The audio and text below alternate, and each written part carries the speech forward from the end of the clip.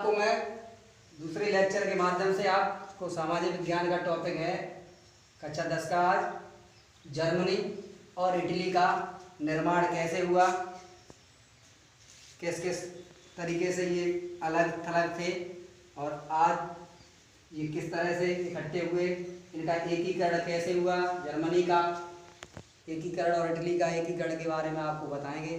किसका श्रेय जाता है, कौन ऐसा व्यक्ति था जिसने जर्मनी का एकीकरण करवाया और उसकी क्या भूमिका रही इस एकीकरण कराने में, वो चीज़ आप आज इसमें देखेंगे। बिस्मार्क एक नाम आता है, बिस्मार्क।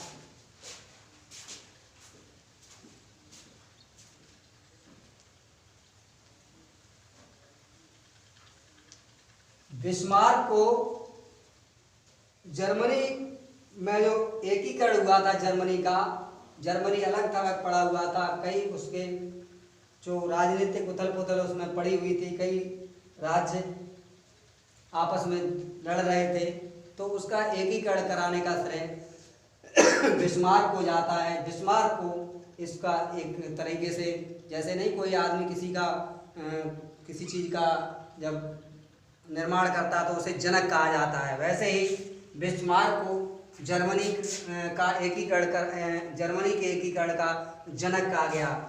बिस्मार्क को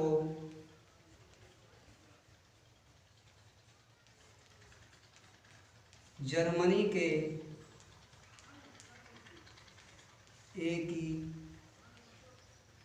एकीकरण का जनक कहा जाता है।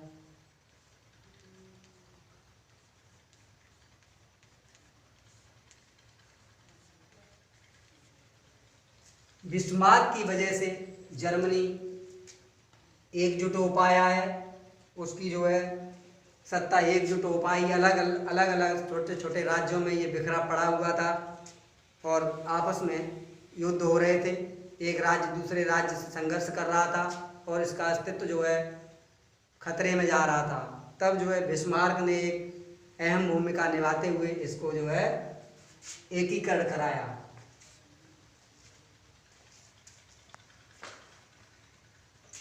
इस एकीकरण में उसने एक नीति अपनाई थी, रक्त और लौह की नीति। रक्त और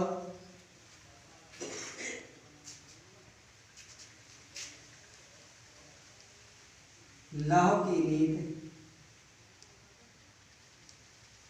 लौह की नीति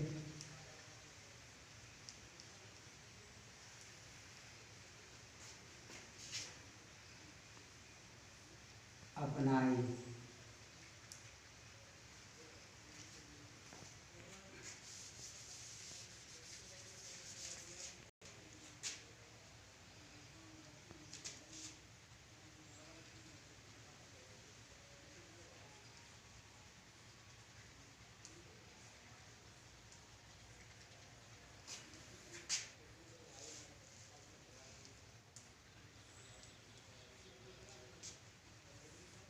आ रहा है जर्मनी और इटली के निर्माण में इटली का एकीकरण।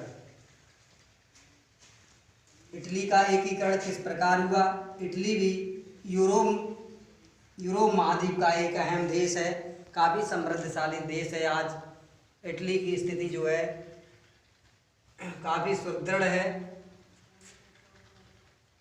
अब इसका एकीकरण के बारे में आप जानेंगे। के एकीकरण का जो जिम्मेदारी, जो बीड़ा उठाया था, उनका नाम है ज्यूसेपी मेत्सनी। ज्यूसेपी मेत्सनी ने इटली का एकीकरण कराया। इटली को जो है अलग थलग खंडों में पड़ा हुआ था इटली, इसमें भी अराजकता फैली हुई थी। राजनीतिक दृष्टिकोण से इटली जो है विश्व का काफ़ी समृद्धशाली देश है। आज विश्व में उसकी अलग छवि है। इटली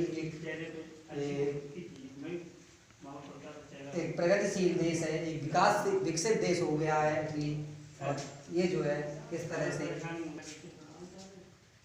ज्यूसेपी मेस्सिनी और गौरीबाल्डी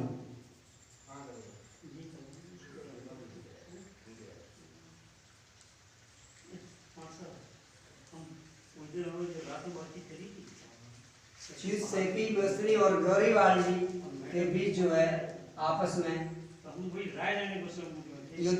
युद्ध हुआ, युद्ध चला इनमें, क्योंकि एकजुटता के कारण ये नहीं चाहते थे गैरिबाल्डी कि इटली का एकीकरण हो पाए, क्योंकि ये इटली को अपनी जो और पूर्वी प्रांत थे उसको अपने उसमें लेना चाहते थे, अपने अधिकार क्षेत्र में लेना चाहते थे। इसलिए इनके बीच काफ़ी लंबी लड़ाई चली।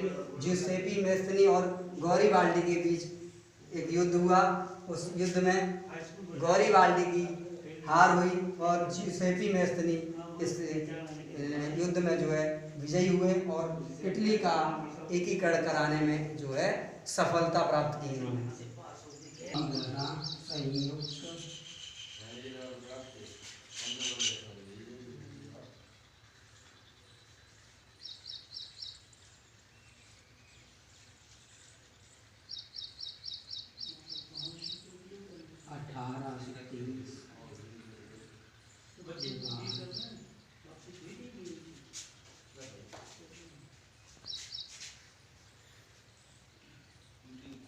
जो है एकीकरण के समय जो प्रमुख घटना है उसमें संयुक्त इटली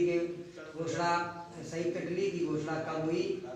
1830 के बाद मानी जाती है। 1830 के बाद इटली का एकीकरण हुआ। इससे पहले इटली जो है अलग अलग बिखरा पड़ा था, अलग अलग प्रांत इसके थे। एकीकरण के समय घटित प्रमुख घटनाएं, नंबर 1 है संयुक्त इटली की घोषणा 1830 के बाद। जो संयुक्त इटली हुई, जो राज्य विखंडित पड़े हुए थे, इनकी जो संयुक्त घोषणा कब हुई? 1830 के बाद। 1830 के बाद एकजुटता की इनमें लहर आ गई, हम लोग एकजुट रहेंगे। उसके बाद नंबर 2 है 1861 में। 1861 में एक व्यक्ति हुए हैं, उनका नाम है विक्टर इमैनुअल द्वितीय। विक्टर इमैनुअल द्वितीय को जो इटली संयुक्त इटली हुआ, जो विखंडित पड़ा हुआ था, उसका एक शासक घोषित कर दिया, एक राजा घोषित कर दिया गया 1861 में।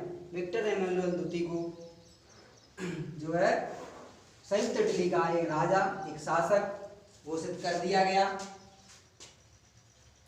और नंबर 3 है इसमें मार्च 1860 तक इतावली राज्य, जो अलग अलग विखंडित राज्य थे उनको इतावली राज्य कहा गया।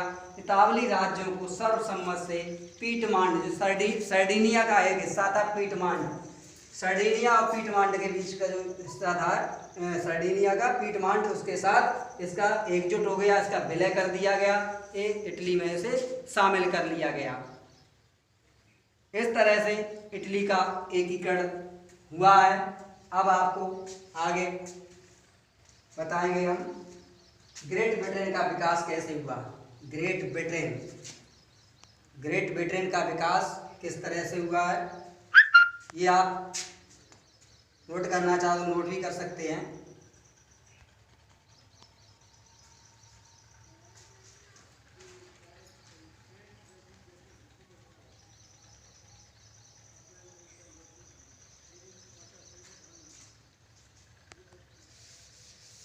तो ग्रेट ब्रिटेन का विकास कैसे हुआ? पहले ये ग्रेट ब्रिटेन नहीं था। 18वीं सदी से पहले कोई ग्रेट ब्रिटेन राज्य नहीं था। क्या था पहले अलग अलग जो है प्रांत थे, प्रांतीय सभाएं थी, अलग अलग प्रांत थे। जो देश थे एक स्कॉटलैंड और Irish, Scott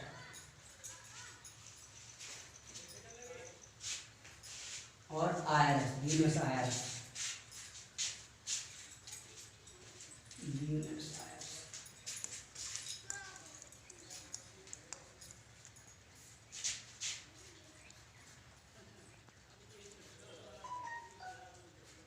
Venus Aires, Scotland और वीनस आयर्स जो है 18वीं सदी से पहले ये राज्य थे। वीनस आयर्स और स्कॉटलैंड जैसे राज्य थे। उससे पहले ग्रेट ब्रिटेन का नाम नहीं था। 18वीं सदी के बाद ये सब प्रचलन में आए, ये सब 18वीं सदी के बाद ये इनका प्रचलन आया। ये जो है ग्रेट ब्रिटेन कहा गया, 18वीं सदी के बाद की बात है। ग्रेट ब्रिटेन का विकास 18वीं शताब्दी से पहले कोई ब्रिटिश राज्य नहीं था। दो प्रांत थे, ब्यूनस आयर्स और स्कॉटलैंड। दो राज्य थे, स्कॉटलैंड और Buenos Aires. Buenos Aires Aires England में लंबे समय से चले आ रहे, जो इंग्लैंड में लंबे समय से क्या चल रहा था, राजतंत्र था। राजा होता था वहां पे, प्रजातंत्र नहीं था, प्रजा का शासन नहीं था। एक राजा होता था, उसी की पीढ़ी दर पीढ़ी आगे शासक होते रहते थे और वही सत्ता आगे चलती रहती थी, निरंतर सत्ता। मतलब एक पीढ़ी से दूसरी पीढ़ी तक शासन चलता रहता था। ऐसे राजतंत्र कहते, राजा की सत्ता बोलते हैं, राजतंत्र चल रहा था। और ये राजतंत्र इंग्लैंड में लंबे समय से चल रहा था और ये 1868 ईस्वी में इसे समाप्त कर दिया गया। 1868 में ये जब समाप्त हो गया, ये समाप्त होने के बाद यहाँ राष्ट्र और राज्य, एक नया शब्द आता है, राज्य और राष्ट्र का निर्माण हुआ। राष्ट्र राज्य का निर्माण होता है तो इसमें निर्माण में इंग्लैंड जो है एक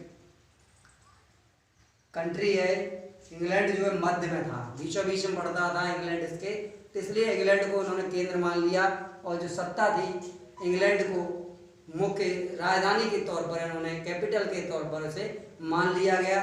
इंग्लैंड को राजधानी के नाम से जाना गया और इंग्लैंड ही इसका पूरा संचालन मतलब पूरा संचालक, जिस तरह से एक राज्य की राजधानी होती है या देश की होती है, तो उसी प्रकार ये एक राष्ट्रीय राजधानी के रूप में उभरी इंग्लैंड, और ये केंद्र में पड़ने की वजह से ये विकसित होती गई।